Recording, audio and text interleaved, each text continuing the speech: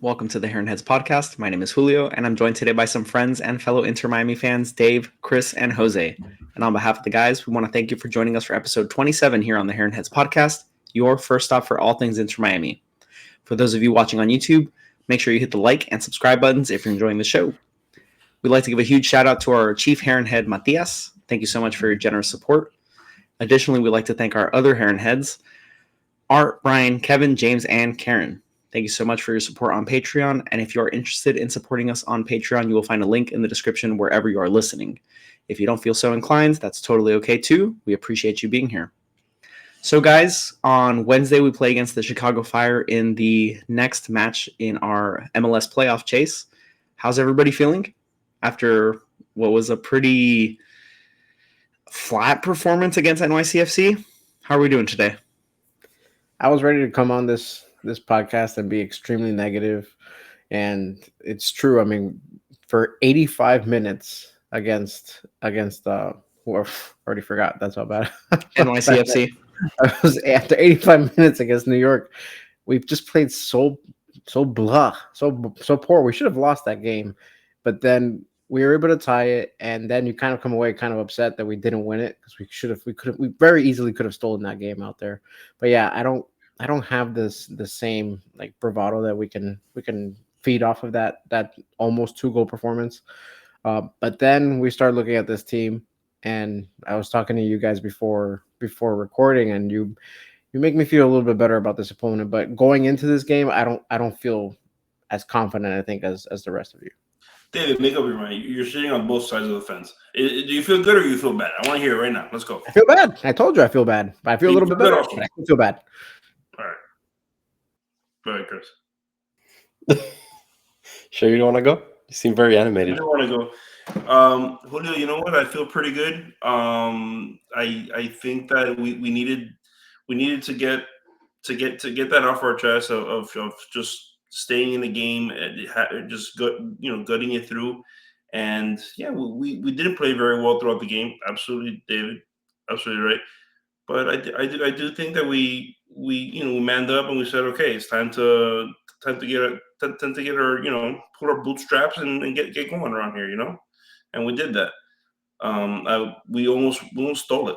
We almost stole a win at the end. So it's like, do we have an identity? That's something. Stay tuned. That's something we're going to talk about. I don't know if we have an identity. What is our identity?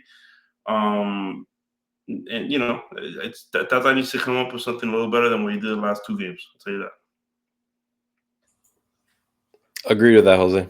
Tata definitely needs to do something better. He's really been slacking lately. So hopefully, obviously, the players haven't been there, so that doesn't help at all. But he needs to do something. He needs to figure something out. But I'm over it. I'm over feeling bad about the last game and feeling bad about the game before. We tied. We got our point. Move on. Playing against the Chicago Fire. They aren't the greatest team. They've had a very, very rough, honestly, last few months. They have 1 win in the last couple months. 1 win and 2 draws, I think it is. And the 1 win was last week with a red card, on Saturday with a red card. So they haven't been great, honestly. Pen click. They haven't been great. I'm afraid to say it, but we shouldn't have a problem with this team, guys. We really shouldn't. I know with the way that we've played the last few matches, you want to say, or you want to not have that confidence, but I don't know. I just don't see how we could lose this match. I don't see it. And I hope I'm right, honestly. I think I hope the last few matches have lit a fire, no pun intended, under these guys' butts, because it's been some poor performances. But I think it did light a fire under them, and hopefully they'll come out swinging on Wednesday. I To jump on what you just said, yeah, they're not playing very well. Thank you for taking my stat that I told you about pregame. The Chicago is averaging 1.1 goals per match. That which ranks 23rd in the MLS. We can pull up two goals against this team. That I totally agree with you, Chris. This team has had a very poor go at it the last 10 matches, only winning one and it being because of the red card. I mean, it's been rough to watch the film on them, right? Very much so. 5 of their last 7 matches, did you know, they did not score a goal. I did know. You know what I don't know is how Julio Actually didn't feels. know. How do you feel, Julio? How do you feel about this match? I feel fine. I feel fine. I feel similar to how I felt against New York, where I felt that our attack should have enough to be able to carry us to victory. Unfortunately, on the pitch, the attitude seems not to reflect the quality that we have. So in that aspect, I feel less confident than I did heading into New York. But like Chris said, hopefully there is a fire lit under them that translates. That I want to see the intensity from minute 1, not from minute 86. I want to see them get after and take shots on goal rather than passing up opportunities, even if they're not perfect opportunities. I want to see them peppering the net and take a chance. If I see that, then I'll immediately be very confident. If I see them playing similarly to how they played against Houston and New York, then I'll immediately feel that we're at a huge we're in a situation where we may not get the win. I don't know if we've been switching now to a team that just sort of waits it out until the end, where the other team might be a little tired out, and then we turn it on for the last 15 minutes. It ended up netting us a goal in Houston, or against Houston and against New York. I don't think that's a sound strategy when you're the one chasing points in the table. So yeah, Chicago's not the most overwhelming team we've ever seen. But I mean, look at Miami the last 2 matches. We by no stretch are intimidating because we know that Messi is not going to play in this match. We have no idea the status of Jordi Alba. We're getting Yedlin back, but we're losing Toto. So I don't know. I feel fine is how I feel. Toto's not hard to replace though compared to Yedlin. That's the only thing that I'm hanging my hat on. It would be nice to have them both back, but we could replace them. It'll be fine. I mean, he was recently the man of the match, player of the match day. So He was, yes. And he was our only goal scorer last match. So he might be a little more difficult to replace than you think. I know that we still have 2 capable center backs, but then we're probably going to be playing 4 at the back again. And if there is a sub, it's probably going to be Sailor coming off the bench. And I think that's a drop off from Sailor to Toto. But it's true. Yedlin's replacement. I mean, I was going to say Yedlin's replacement, but David Ruiz played, I think, sensational at the right back position. I mean, he was one of the bright spots throughout that last match. So who knows? It just stinks. We really don't have the luxury right now of missing people in our lineup. Now that you mentioned David Ruiz, I'm slamming the table for a starter this week, and it's David Ruiz. He has shown us that he has it. There it is. He's shown us that he has it. He deserves to be in the starting lineup, especially with the way the team has been playing now. He's been on fire lately. He hasn't obviously scored or anything like that, but he's always around the ball. He's always making plays.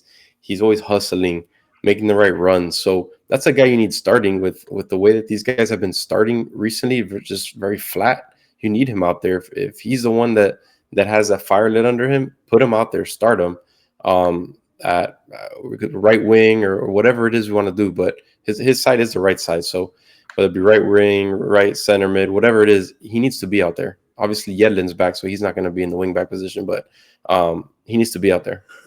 I don't think if Tata doesn't roll him out there, I'm going to be very disappointed once we see that lineup on Wednesday night. Yeah, I think Ruiz has certainly played himself into the starting lineup. He deserves playing time, and it should be maximized. I don't believe fatigue will be as much of a factor with these younger players, Kermaski, Noah Allen even. I mean, we don't necessarily want to see him. If we had our choice, we would obviously put Alba out there. But he had a good game last match. You know, maybe he's getting into a little bit of form and keeps it up. He brought a little bit of verticality to our attack, which we need. Every bit of intent that we can get and wring out of any player on our team right now will serve us well. So we'll see. I think the formation will be something that Tata is forced to do. This I don't think he has the luxury of tinkering too much with the formation that he rolls out with. I agree. I think he comes out with the 4 at the back, and then maybe we see a 4-3-3, which he's gone out with quite a few times. Maybe we see Facu on the left side from a wing position where he's able to kind of drop into the midfield like we've seen in the past. Maybe Robert Taylor on the right, which isn't ideal, but he's not afraid to take a shot even if he misses completely, which Jose will, I'm sure, bring up over and over again in the match reaction if he does do that. There's no point in talking about him at this point. There's nothing to say. Every time I say something, everybody gets mad and want an apology. At this point, it's just a matter of letting you guys see it and crying about it afterwards. I've already cried enough and I've said enough. But yeah, I agree with you, Julio. He's going to take a lot of shots, and they're not going to do anything with him. But yeah, well, I'm going to do a did you know? Bring it. Okay, let's do it. Okay. The last 2 games and this.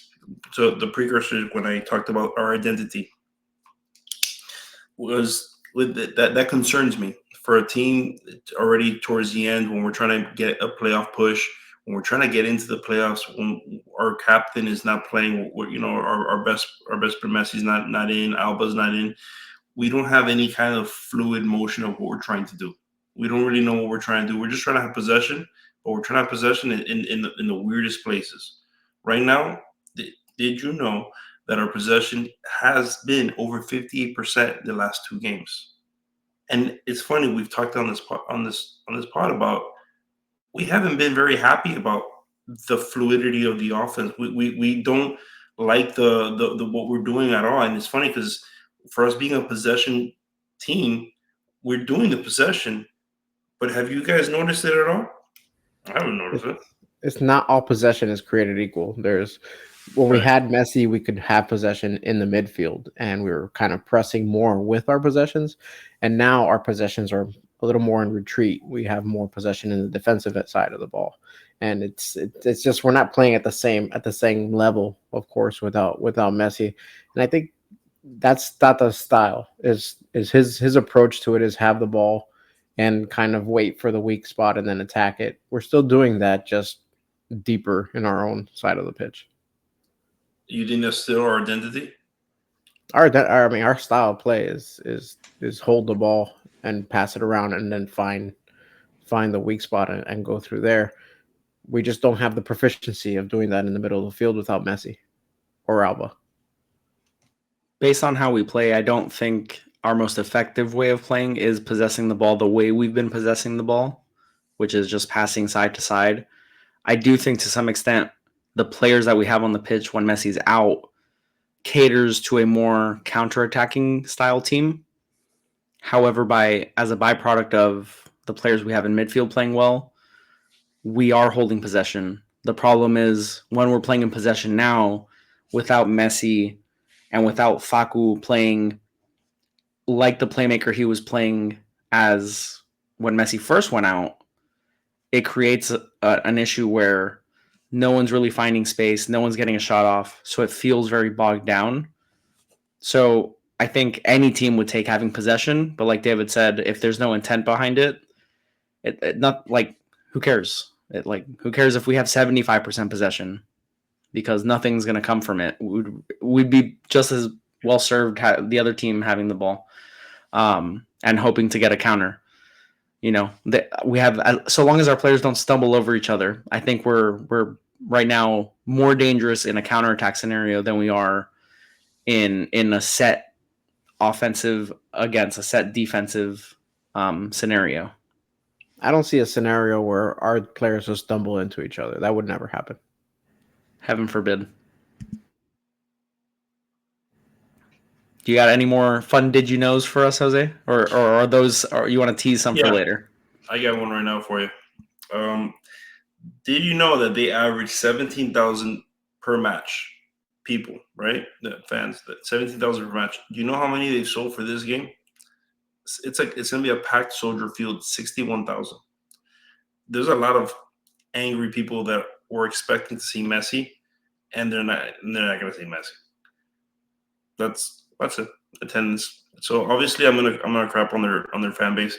Do me a favor, stop going to the game just because our players gonna go. Go because your team is good and because they're fighting for a playoff spot. How about that? What if they're Inter Miami fans that are buying out the stadium in Chicago? Yeah, there's people from Miami and Chicago. Didn't you say in the beginning of the show that it's gonna be 50 degrees over there?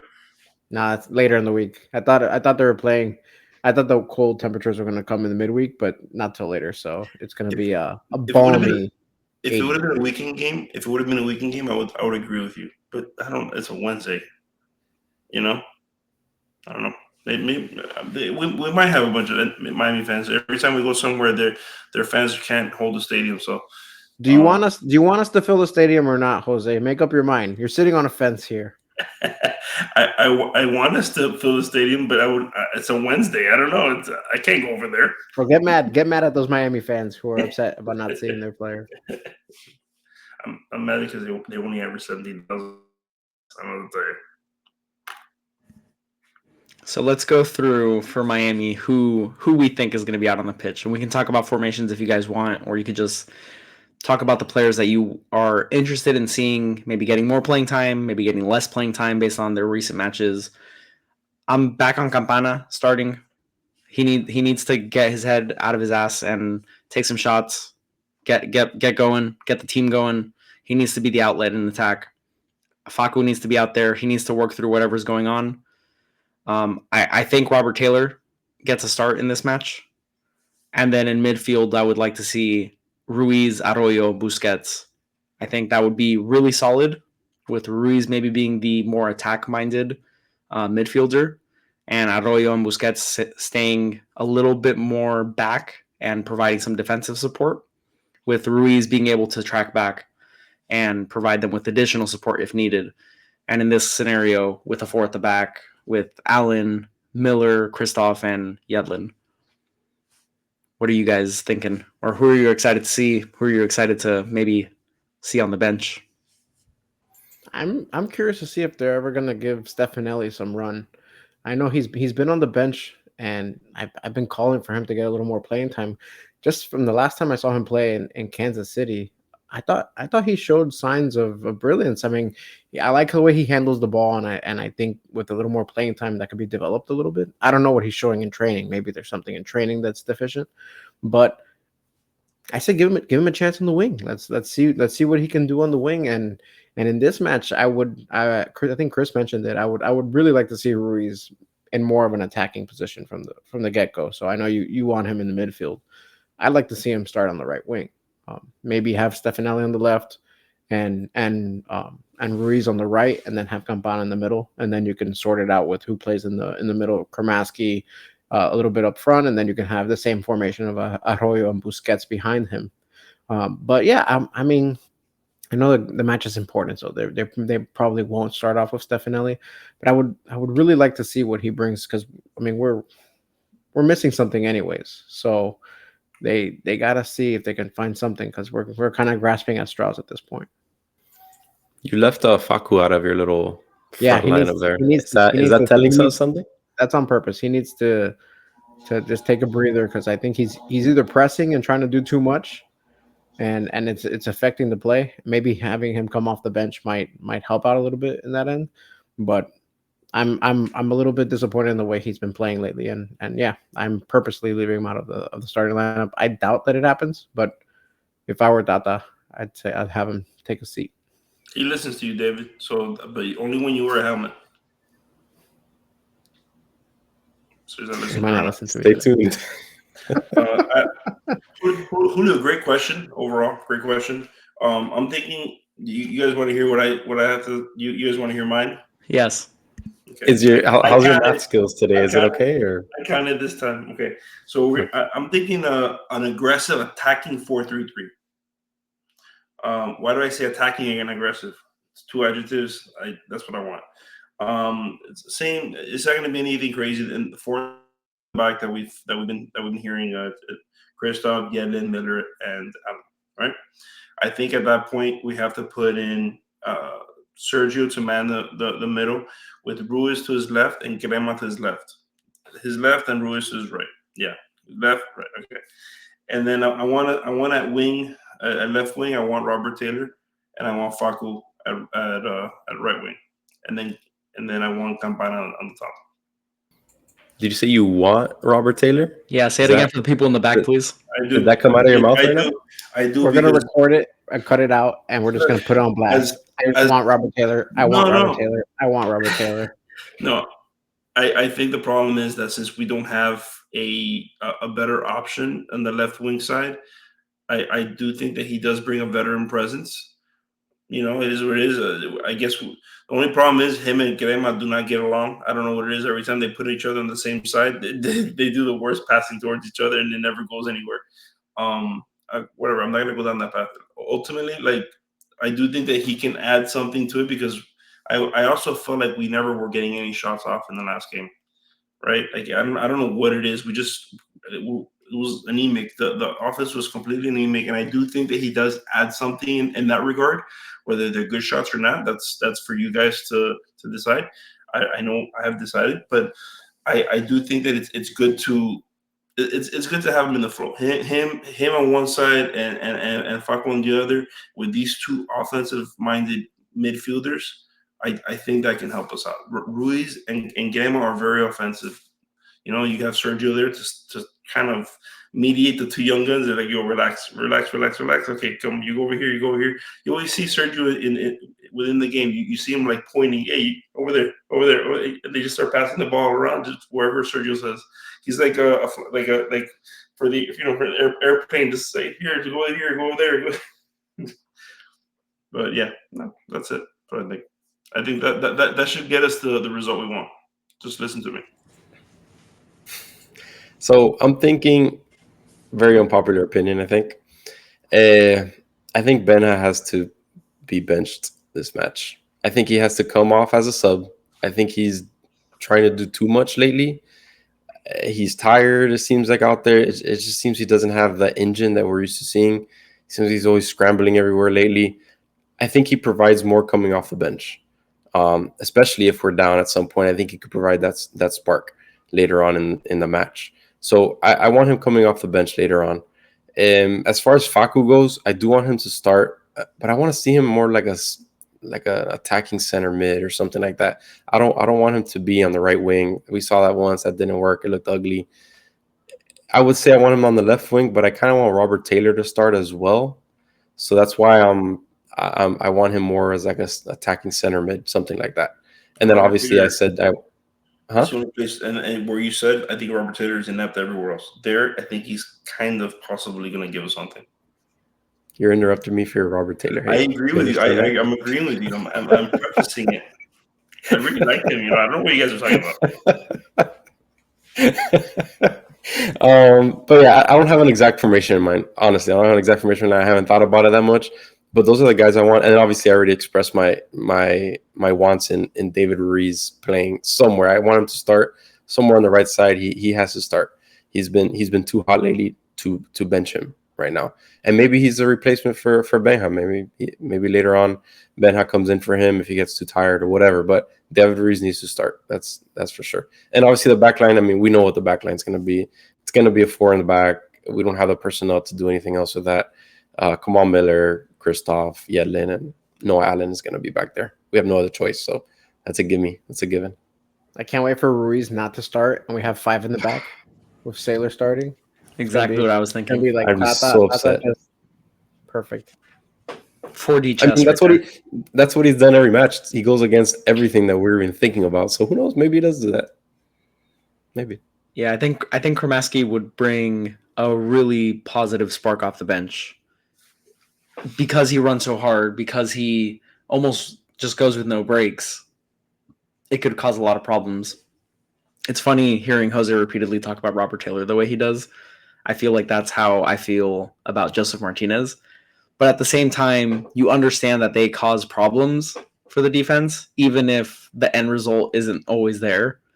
Like Joseph Martinez will score the odd goal. Robert Taylor will score the odd awesome goal.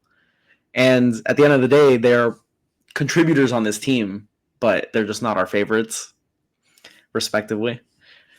But yeah, I think Kramaski would be a really good option. Yeah, well, in your case, I'm at least semi-respectful to Joseph Martinez. I don't slander him every single video or episode. I think Robert Taylor, Joseph Martinez to that extent, Kramaski, Stefanelli, all these are really can be very impactful substitutes with their speed, with their skill, with the attacking threat that they have. So I would like to see specifically Kramaski coming off the bench and throwing Ruiz in a more forward position, whether it be in midfield or up at right wing. I think that's certainly a possibility. Tata's been rolling out with the two striker, but that's when he plays 5 at the back with Facu really high up, which I hope he, like you said, Chris, brings him back just a little bit. Don't put him so much as a striker, but someone that receives the ball at midfield, turns up, and gets the play moving. That's where he's most effective. Lately, he's been so far up the pitch that he hasn't been able to be as creative, and that's probably lended itself into how he's been playing so ineffectively. So we'll see what Tata rolls out with. I'm sure it will be the opposite of everything that we're saying right now. No surprise there. And like we said earlier, Toto Aviles will not be available for this match, so we cannot count on him as a starter or a substitute. We know that one for a fact. So we'll see how we overcome that. So I just want to add one more thing about Facu. If you think about, I was just thinking in my head the times that we said, "Oh my God, Facu! Yes, Facu looks so good." The vivid memories of me in the first few matches of him were him running down the middle of the field, making people miss, more of that electric play where he's playing right now as a striker, even sometimes as a left wing. If he gets kind of stuck in that little corner, he doesn't have that creativity, like you said, Julio. He can't show that ball skill and the opportunities to make people miss and go around people. So that's really why I want to see him in that center attacking mid position. So I think that really allows him to do that. It brings me back to those first few matches that we just saw him, screaming down the field and just with the ball skills and all of that. So that's really why I want him to be there. I've noticed a trend here where the beginning of the season, we wanted to see more of Kramaski. Kramaski was blowing us away, and then he kind of fell off a little bit. And then it was Facundo who came into prominence, and he was blowing us all away. We want to see more of Facu, and now he's fallen off a little bit. And now it's David Ruiz, and now it's never Gomez, and now it's David Ruiz, and now David Ruiz. We want to see more of David Ruiz. I hope he doesn't fall off. Like if you notice, it's a pattern. All these young guys are just coming up and coming down. I don't know if it's because they're young. I don't know if it's a conditioning issue or the amount of games that we've played in a short amount of time. But that's something that we have to kind of watch out for when we start setting these lofty expectations for these young guys. It's you put a lot on their plate, they might not be able to finish it. So if you think about that pattern, David, in the beginning, first it was Benjamin Kramaski, right? He was the hot commodity, right? And then the games went on. Facu came in. He was fresh, right? Facu started going crazy. It was his first few matches. He played great. So I think it is a matter of the amount of games that we're playing. And obviously, Messi is the factor that we all know that runs this whole thing, right? But I think it is a fatigue factor too, because Benja honestly hasn't had many days off. He's been playing so many minutes. So that's probably why we're seeing a diminishing in his engine that we're used to seeing. And then Facu, the same thing. Facu hasn't had any nights off either. So that could be a factor as well. And it's funny you said that exact pattern, because that's really the pattern of who's been playing the most. So it's funny you see them falling off. David Ruiz wasn't playing a lot towards the beginning. Now we're seeing him play a little more. So maybe he starts playing all these games going forward. We're reaching toward the end of the season now, but who knows? Maybe it is a pattern of fatigue that we're seeing in that. It's definitely time, baby. He's the next guy to step in. I don't know why I'm a Stefanelli stan, but I don't know. I want to see more. And, Interesting. yeah, what it is I have his card in EA 24 Ultimate Team, and he has a 92 balance, 92 agility. It's got to be it. That's what it is. Is you I don't. falling in love with his digital form? Tata needs to play and see that Stefanelli's pretty darn good for a silver. Pretty good. Perfect. We'll just base all lineup decisions moving forward on EAFC ratings. Yeah, I mean, it's form is a wave, right? It goes up and down, and the best players have a shorter period of time between the downs. And these kids are all young. They're learning how to play within their bodies, within their skill sets, and there's going to be dips in form. So it's just a matter of lining up a couple of these players that are on the up so that we're not left with these really poor performances by 10 of the 11 players on the pitch. I mean, even calendar, if we want to talk about, who's been playing well and who's dropped off. Calendar was lights out for 6 straight matches throughout the Leagues Cup, and then when we restarted league play. And Jose now, he's on the top of his hit list with Robert Taylor. He's ready to drop him for Dos Santos. There's whispers from the Rodriguez household that calendars coming down. So yeah, the dips in form happen. It's to be expected, and fatigue has to be playing a factor into this because we're playing matches every 3 days nonstop for the past month and a half. And you're normally expecting players to play once a week. So they have to play a match. They get in 1 to 2 training sessions, and then it's like on to the next match. They hardly have time to prepare for these teams. And you look at other teams, they have sometimes a full 7 days. The match against NYCFC, they had 7 days to plan for the match against us. So that plays into the result as well. So it's very difficult to maintain the heights that some of these players reached for long periods of time. We're just hopeful that they're able to find that form again in a quick manner because it's crunch time. It's now or never. What I think is also very interesting is we control our destiny and we can win out. And now there are fewer games for the other teams that we're chasing to mess up on. Like we have to win, and it'd be good if we got some results by the other teams, but the other teams only have 1 or 2 games left where we have 4. So it's like the other side of the double-edged sword where we have lots of points we can make up, but they have fewer chances to drop points too. So I think that's something really interesting that not a lot of people are talking about is, yeah, like, great, we have these games in hand. If we lose one, we need another result, but the other results are few now. It's a lot less. So which we're going to be posting what was it, Chris? What were we posting? I have no idea what you're talking about. We're going to be posting the playoffs, the playoff preview. We're going to be posting on what teams need to do, what teams are going to be facing, like their schedule. You mean the thing that you wrote to post on the website? Yeah, peel back the curtain. Peel back the curtain. Hold it wrote an article, and nobody's read it. Yeah, he's asking for us to know what. Yeah, I'm like, yo, you guys remember what I sent everyone? All right. Well, so let me rephrase your thought here.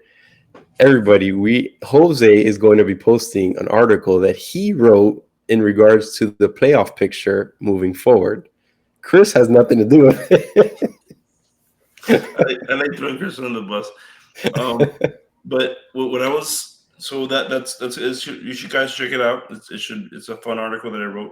What's our website? It's weebly.heronheads.com. We'll also be putting on Twitter, right, Julio? Sure. I'm gonna throw you guys a question. I'm gonna throw you into the Ronaldo and Messi den, and this is gonna be fun because then I'm gonna get all of you to get on the wrong side of all these comments in Europe. How would you feel if Messi plays for Argentina, but he doesn't play in a regular season match for Miami?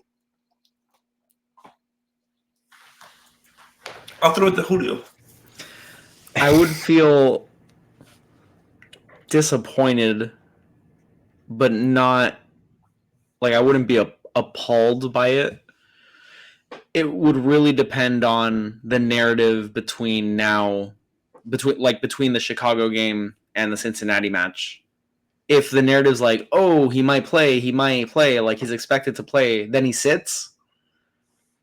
Because right now the expectation is for him to play in Cincinnati a little bit. That's kind of like the word on the street is he's aiming to play a little bit in Cincinnati, which might be his preparation for playing for the Argentinian national team. That's how I took it.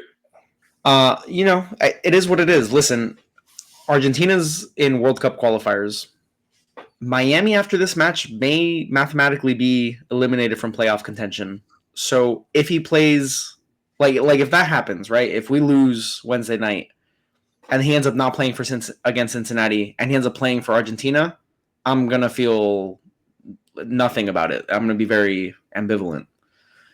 If he plays 5 minutes against Cincinnati, takes himself off, and then seems completely fine, I guess I'll be a little bit more annoyed. I don't even know if that's the right word. I'll be bothered a little bit by it, but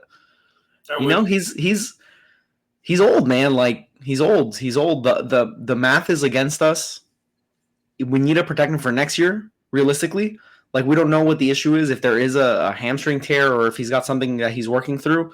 There's no need to aggravate it further to the point where he misses time for an extended period of time and isn't able to do the off-season stuff, the preparations. It isn't able to keep his body right, which is harder to do as you get older. So yeah, it depends, I guess, on the situation over the next 4 or 5 days as we get through the Chicago match and into the Cincinnati match. That sort of determines how I feel about it. Yeah, I would feel disappointed. Obviously, you want to be able to compete at the highest level with your best players and your best foot forward. But we are in the position that we're in because our club didn't perform before we got all these players. So I'm not gonna put it all on him for not. I mean, he's done plenty for us in a very short amount of time. We've been able to raise a cup. We almost got a second one. And yeah, we had a chance now at making the playoffs. Without him, we don't have anything. Let's be honest. We don't have a snowball's chance in hell of doing any of the things that we've been able to accomplish in such a short amount of time. I agree with Julio. I think that he's done enough for us this year. If this is all he's going to do this year, then I'm okay with it. He's done enough.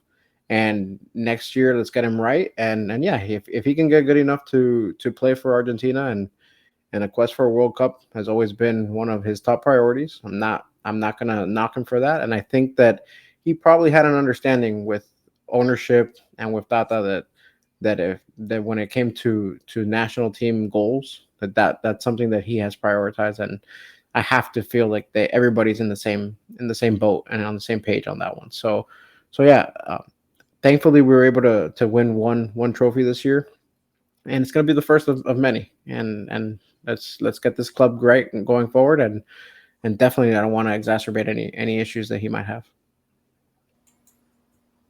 I agree, honestly. What you guys all said, I agree with it. Obviously, he's always put the World Cup and his national team ahead of a lot, so I understand where he would come from. With that said, as a fan, as an Inter Miami fan, if he chooses to put these next couple games aside and he goes onto this international match and plays a full match, I would feel somewhat disappointed and hurt, right? Especially, I don't know who they play. I haven't seen who Argentina plays coming up. I have no idea, but especially when we know how good the Argentina national team is, and they don't necessarily need him to beat these lesser national teams, and to have a chance to actually make it into the playoffs, that's the only reason why I would feel a little bummed about it, But I do agree with you all. He's done plenty for us. We've gotten further than what we would have ever expected this year, especially with the way that it started. So it's a weird feeling. It's kind of like in between. It's hard to tell. I wouldn't be mad at him. Let's put it that way. At the end of the day, next season we're hopefully, knock on wood, have a healthy Messi. We'll have a full season with all of these new guys in here, and we'll really be able to start off strong and not have to be rushing and trying to get all these points now in the last few games. So yeah, I'll feel a little bummed, but at the end of the day, it's his national team. We know how much he loves the national team, and it is what it is, Yeah, I think I agree a little bit with everyone what you guys are saying. You guys are all being very nice, very cute. What I do think is it all depends on, like Julio says, in this next game. If we win against the Chicago Fire and we have a sure shot of possibly getting in, and then he's not going to play against Cincinnati only a few minutes, and all of a sudden he plays a whole game against whoever it is in Argentina. At that point I am a little bummed because I'm like, okay, like you could have played against in Cincinnati, or guess what, or missed that game, whatever it is in international play, and at that point you can really help us in the push. Let's say we just don't go after the Cincinnati points. Fine, whatever. You wanna you're only gonna give us a few minutes. We'll see what happens. Most likely, I'm gonna tell you right now, Cincinnati, we're gonna need everything from everyone. Okay, that's not gonna be a game where you can just breeze by. This Chicago Fire team, you can kind of breeze by. Charlotte, the two last Charlotte games, we can kind of breeze by. This Cincinnati game, no. They're looking for blood. They want Messi to play that way they can rip his head off, and they're gonna try and beat him 4-5, 4-1.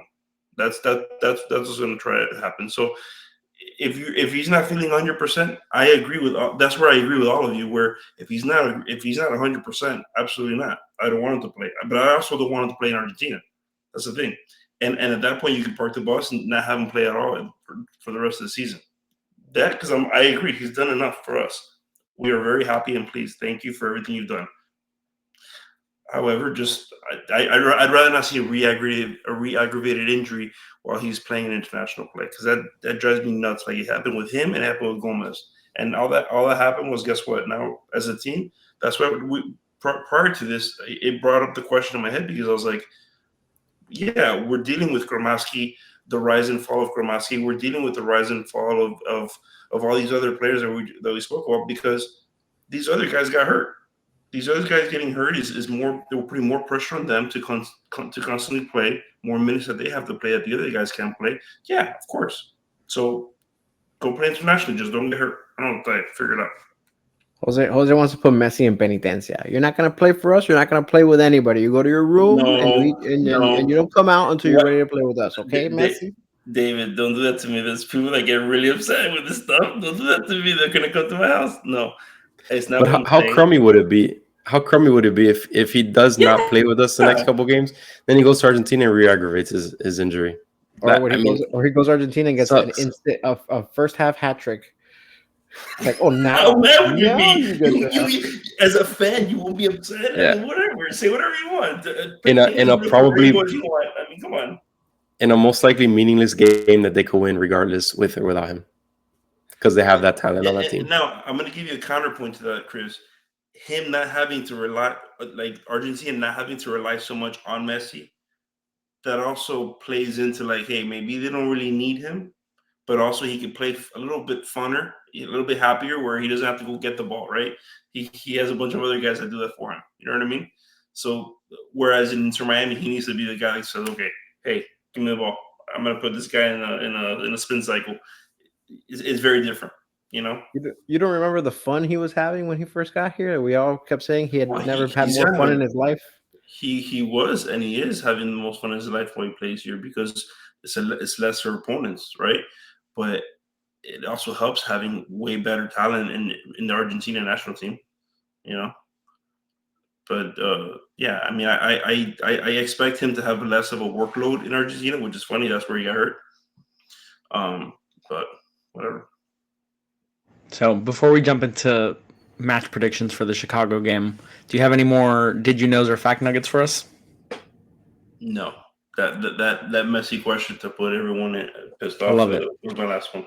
I love it. So let's jump into these predictions for the Chicago match. Go ahead, Dave. Argentina will be playing against Paraguay. Thank you. I just looked it up. Against Diego Gomez's team. Paraguay and Peru. You really think they need Messi?